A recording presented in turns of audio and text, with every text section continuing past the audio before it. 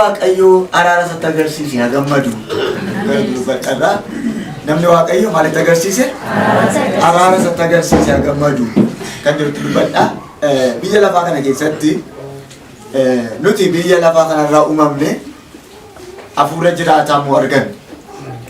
Nama biyyoo biyya lafaarraa uumamee fi nama hafuura jiraataa argateetu walitti nama ta'e dhaabate.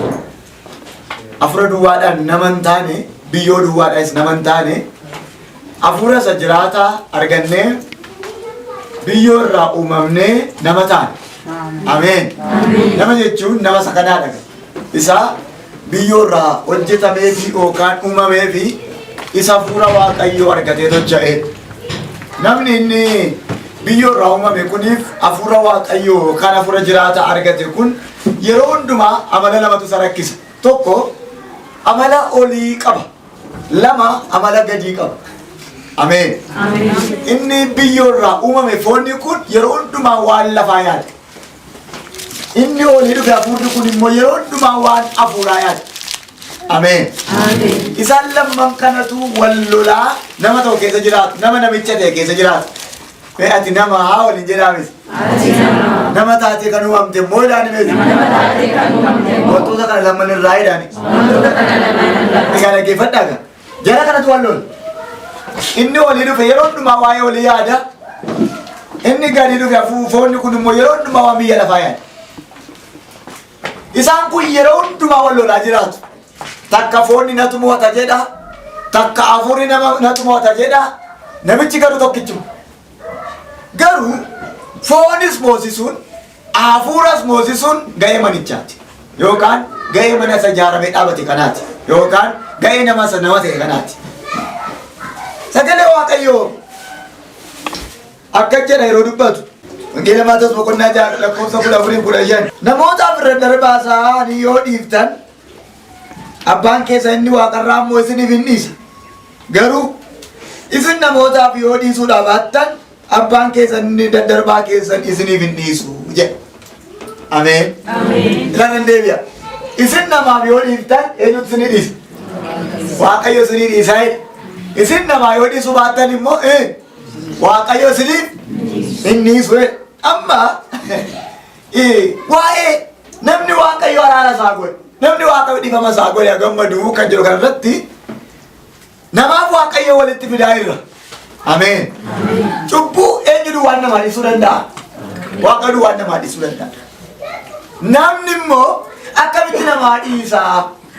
Yeroo baay'ee wanti nu dogoggorsu tokko waaqayyo abbaa firdiitii jenna. Waaqayyo waaqa malee abbaa firdii miti. Ameen.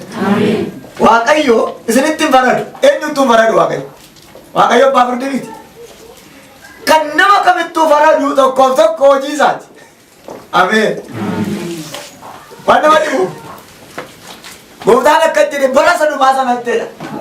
Qomoo Israa'el 12 keessaa marcuma firdiirra kan taa'u qomoo tokko keessaa nama tokko malee gooftaan marcuma firdiirra miti. Inni taa'ima si ilaala kan sitti faradu hojii keechi. Yeroo baay'ee Jaabel faraajino inni kun baay'ee namoota baay'ee miidheera. Waaqoo sitti faraduuf hin dhufu. Ameen. Murteessuudhaaf dhufa yookaan immoo si mirkaneessuudhaaf dhufa. Hojii makeessiif mirkaneessuuf malee sitti faraduuf hin dhufu. Asitti araarri bara jireenya namaa keessaa ishee dhumaati. Ameen. Araarri. Gooftaan keenya Yesuus Kiristoos fatanaa fattane hundumaa yookaan immoo qoromsa irra ga'e hundumaa keessatti waan hundumaa araaraan godhe, jaalalaan godhe. Iddoo tokkotti illee lafanni itti ijaa baafachuudhaaf riphee eeggate hin jiru. Yeroo itti kabalan, yeroo dhiitan, yeroo lafarra gototan, yeroo jirma baachisan kana na goote jedhee iddoo inni itti haaloo ba'uudhaaf guyyaa beellame tokko illee hin jiru. Haaloo ba'uun kan seexanaati. Waaqa nu agarga. Inni duukaa jedha yoo isin ta'e illee keessa waa argattu ijaaba hunkan seetanaa jedhame. Ijaaba hunkan seetanaa. Waaqayyo jedhames. Waaqayyo. Ofii ijaanuu ba'a malee. Ofii ijaanuu ba'a malee. Akka nuti ijaaba kan nu barbaadu jedhama. Akka nuti ijaaba kan nu barbaadu. Sababiin isaa. Nuti micaadha. Beennee jaambaan. Inni immoo abbaa keenyaa jedha. Waaqayyo araarsii gochuu barbaada. Kanaaf araara waan si gochuu barbaadu karaa sitti agarsiisa. Karaa araaraa. Akka jedhe dhaqii namaa dhiisii ani immoo siifan dhiisaa. Namatti dhiiftuun kun diina keeti moo fira keeti? Namatti dhiifama gootuun kun diina keeti moo fira keeti? Maalitan? Irratti ni deebi'a. Namatti dhiifama gootuun kun diina keeti moo fira keetiin jedhe kottaaga. Namni si lola diina keeti moo fira keetisi. Amma yeroo sammuu lolaatiin ilaaltu. Maalitan? Namni si lole kun amma yommuu sammuu lolaatti dubbiitti ilaaltu diina keeti moo fira keeti. Maalitan? Diina keeti. Okay? Gaarii dhagaa. Waaqayyo moo akka jedhe. Dhaqii namichaaf dhiifama godha natu maal sii godha? Dhiifama sii godha. Lakkaa waaqayyo fira diina keetiiti. Ilaal. Amma namni si lole kun siif eenyu? Siif diina miti? Ati immoo eenyu dhaqii araara godhee waaqayyo? Diina kee kanaaf ani immoo maalum sii godhaa? Amma fakkeenyaaf kana dhiisaame nama si lole tokko yoo mana isaa dhaqe anumti maal sitti fakkaata? Maalitan? Nama si lole tokko nama kaleessa karaatti eegessi qabale tokko anumti mana isaa yoo dhaqe maal sitti fakkaata? Ati shariikaa diina kootii jalqabdee amma immoo waaquma isa guddaa kanatu mana eenyu dhaqe? Mana diinota keetii dhaqeetu namichaaf yoo araara gootee maal sii godhan? Dhiifama sii godhaa. Amma gaa akka itti turfaan waaqayyo. Hidhan deebi'aa dhaggeeffadhaa. Lakkoofsa 14:15. Wangeela Maatewos boqonnaa 6 lakkoofsa 14:15. Dubbii qulfiidha. Namootaaf irra darbaasaa yoo dhiiftaniif maaloosaa? Irra darbeera. Dhuguma beekamaadha akka inni darbe akka inni balleesse. Isin immoo yoo maal gootaniif? Yoo dhiiftaniif ani isiniifan dhiisa. Ameen. Yoo maal gootaniif? Yoo dhiiftaniif ani immoo isiniifan dhiisa. Ilaali. Yoo dhiisuu baattani cubbuu kee siif hin dhiisu. Amma gaa dubbiin fayyinaa araara qabdi. Ameen. Yesuus Kiristoosiin hin caallaa. Hin caallaa. Nuti duuka buutu isaati immoo dura buutu isaati. Maayittan. Fayyinni ijoollee of keetti fayyuudha malee isa namni namaa beeku miti. Baay'een isaa isa namni namaa beeku yoo ta'e iyyuu fayyinni sirriin garuu ofumaa fayyu. Bara amma keessa jiraannu kana baratti lallabni dhugaaf wangeelli bare kana keessatti hilliqiin biiroo mootummaa yeroo itti guutu. Hilliqiin waldaa kiristaanaa yeroo itti guutu. Ijoollee xixinnoo illee yoo ilaaltan tokko yoo dhiite tokko kaatee dhiitichatti ilaala. Namoonni baay'een waldaa keessa jirru biiroo keessa jirru baay'een keenya dhiifama wal barsiisaan jiru. Kanarraa kan ka'e Waaqayyo wajji walitti buunee jirra. Waaqayyo waaqa araaraati. Ameen. Waan nama dhibu aarsaa yoo qabaanne iyyuu tan dhufa. Aarsaa yoo qabaanne iyyuu aarsaa nurkaa hin fudhatu. Dura araara godhii aarsaa naaf fidee. Ameen. Namni nama jibbee nama maal godhee jedhee ajjeesedha. Gooftaan ikkoo nama tokko wajjin liqii qabate akka waan ajjeesaatti ilaala. Ammasiif baay'ee yoo arrabsitan nama barate fakkaatu. Baay'ee yoo dubbattan nama barate fakkaatu. Yoo jaljettan gowwaa fakkaatu. Dhuguman jedhan. Namooti baay'een miiseenjii arrabsoo sitti erganii silkiin si arrabsanii yeroo itti jaljettu faaraalee biyya argisiise. Ogee kan caljedhe ogeessa duwwaadha. Ameen. Mee kan caljedhe ogeessa duwwaadha miti. Ogeessi caljedhe iddoo gaa. Ameen jettaniisi. Gooftaarraa kan baranne kan Isaayyaas boqonnaa 53 irratti yeroo isa muran akkuma hoolaa moo girribiin dabbasaa murantu caljedhe malee waccineedha. Ameen. Ati dhugumaan nama Waaqayyo wajjin jiraatu yoo taate. Ati dhugumaan nama boraaf abdii qabu nama guddatu yoo taate. Yeroo si amatanis caljedhe. Ameen. Yeroo si arrabsanis caljedhe. Eenyurraa baratte? Eenyurraa baratte? Ameen. Tokko jedhe qoy yoo isheen gudii gochuuf hamma isheen boolla naa qotte yoo boolla qotuufi baadhe Waaqa wajjin walitti ba'uu barbaaddu miti. Miti jalan. Araarri kun fila. Eewutti araaram. Isuma sibiilatti araaram. Mosi gargaare. Maal jetteen? Jaalalli diinarraa ta'a. Ameen.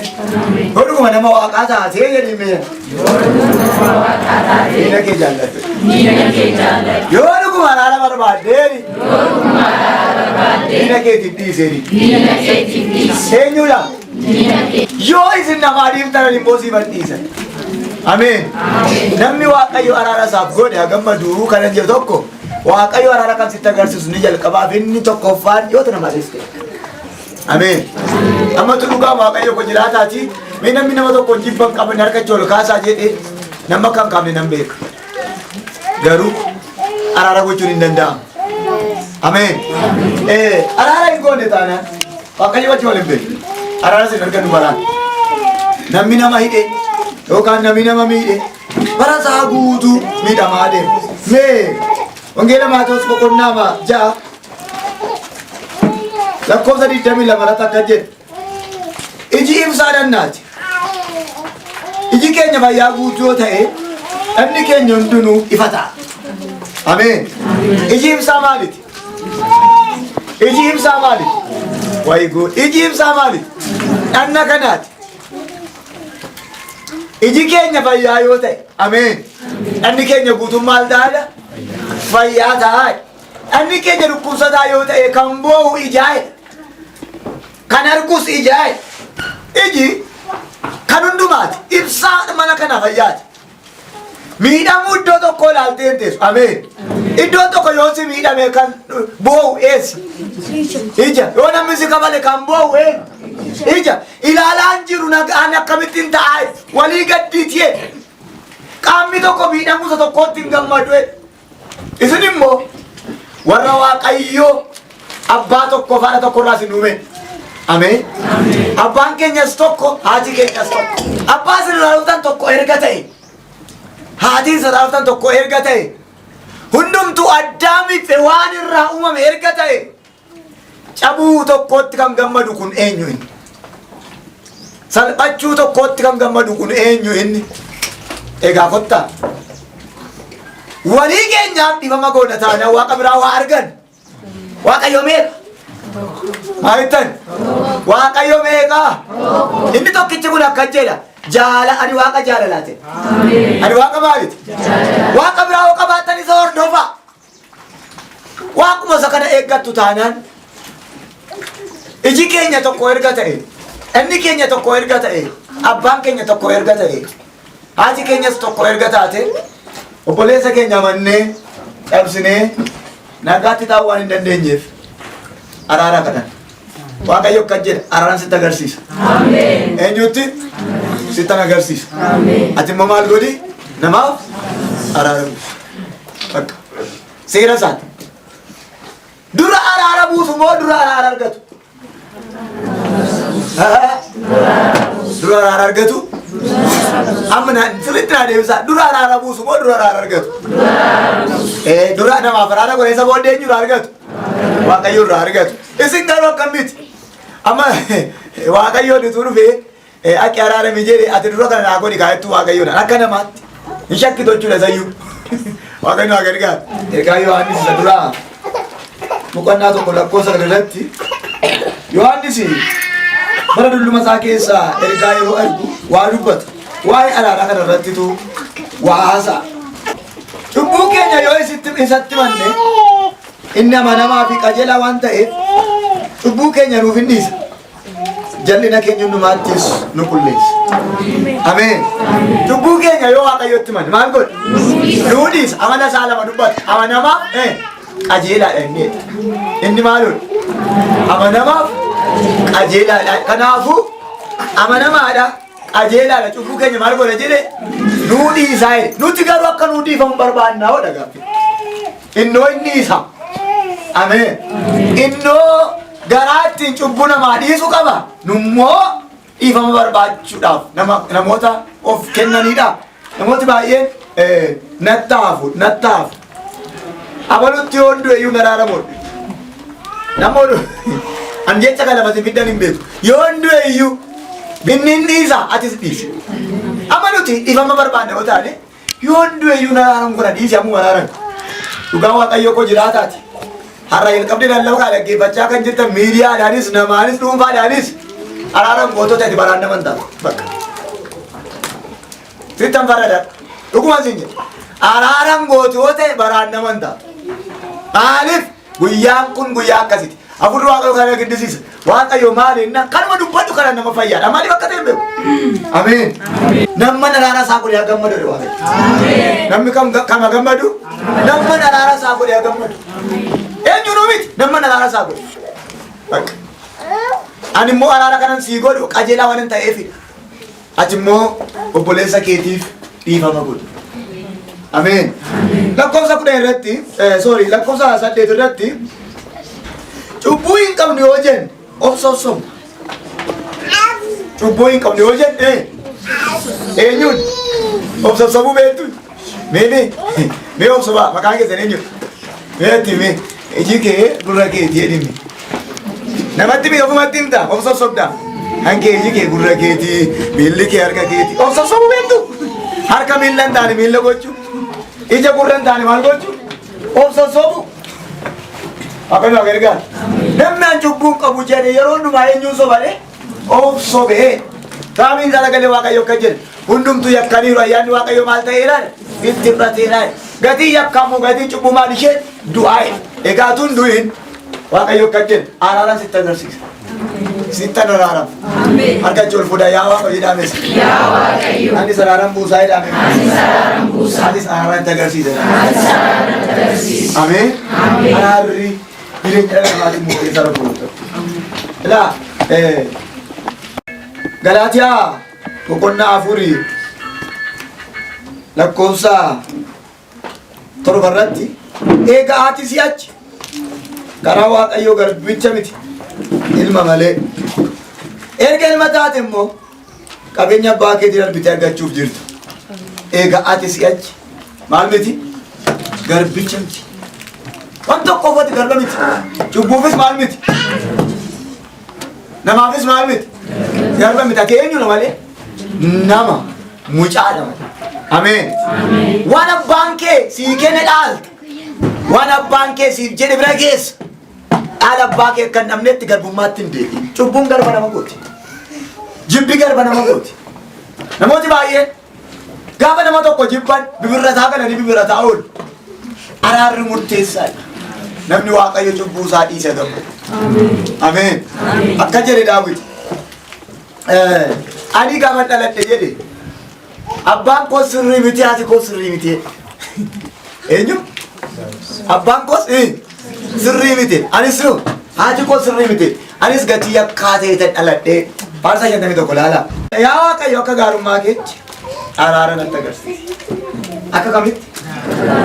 Nama bishaan akkasii laala. Akka gaarummaa akka kootti miti. Akka gaarummaa keetti araara natti agarsiisi. Akka ho'a keessa guddaatti irra darbaa koo haxaa'i bal'eessi. Ameen. Yakka koo raawwadhu narraa dhiqi. Cubbuu koo anatti cubbuu kootti na qulleessi. Adoo irra daddarbaa koo beeka. Cubbuun koo gaafa hundumaa jala dura jedhu. Anis yakkee suma duwwaa yakke. Wanta jedhe duratti maatees hojjedheera. Ati immoo dubbeen irratti dubbatteen qajeelaa. Firdi fardeenis qullaa'aa ta'uu kee nan beeka. Kunoo haati koo isheen garaatti na baatteyyuu cubbamtu turte. Anis yakkaa ta'ee tan dhaladhe. Kunoo ati keessa namummaa namaatti amanamummaa arguutti gammadda. Iddoo dhokataa sana keessattis ogummaa hin hubachiiftu. Isooppiidhaan cubbuutti na qulleessi. Anis nan qullaa'a. Ameen. Haati koo isheentu na baatteyyuu yakkamtuudhaan immoo yakkaadha maqaa makkootu yakkaadha. Nama keettoo ofitti faraduu hin jaallata Waaqayyo.